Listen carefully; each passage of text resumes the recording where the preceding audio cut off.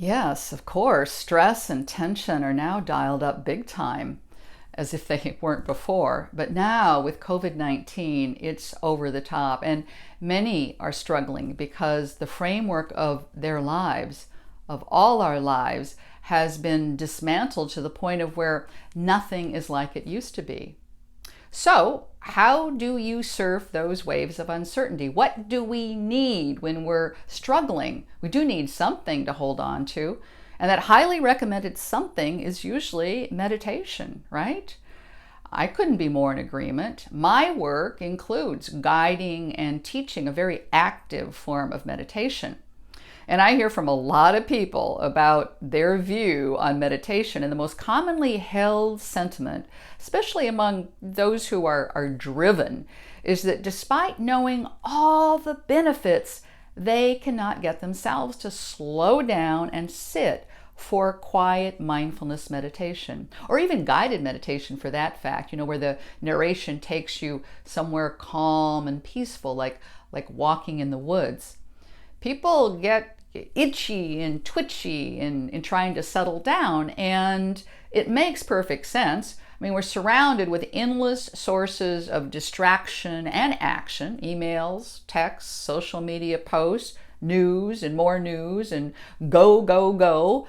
And then we're supposed to come out of that distraction storm in order to sit down, shut up, and go inward. How can that be reasonable? I believe it's not for a lot of us, and I'd love to hear how you feel about that. In order to find inner peace, we need to go inward, but if we have a hard time going inward, how can we find inner peace? In other words, if meditation can take us there, but we can't get ourselves to meditate, then we're kind of stuck. Well, this is where cannabis comes in. If you know my work, you know that the thoughtful use of cannabis is a component of what I teach, which also includes ancient Kundalini-like meditation practices. Many share with me that, the combination offers a super level of intensity that breaks through the busyness of the mind, and then we can move stuck energy and offload nagging stress and fear. Meditation is really working for you then. And so many people, I find, go about their meditation as, one more thing on their to-do list. But in my practice, I find that when people add this judicious use of cannabis, it can really fuel their will and desire to create regular meditation practice, one that they look forward to. And this is because in Western medicine, we know that cannabis can relax the fight or flight response, as in anxiety, which greatly enhances the ability to focus and be present during, well, in my experience, our active meditation. Research using CBD in studies clearly suggests an anti-anxiety effect and reduces social anxiety in people who suffer with that disorder. So when a person feels this internal openness and spaciousness, it's easier to be present and go inward.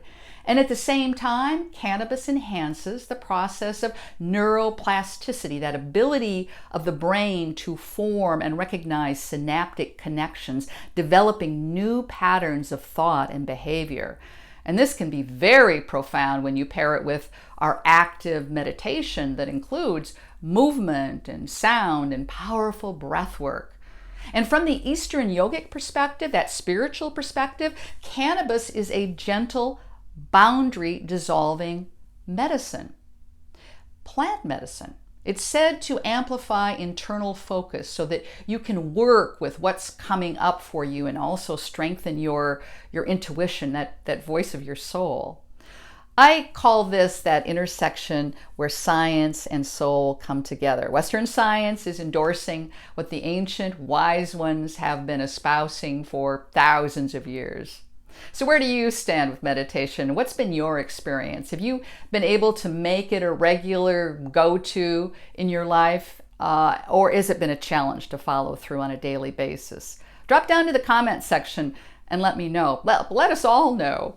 I'm Becca Williams, and I want you to lead your most magnificent life, and I want to help you do that.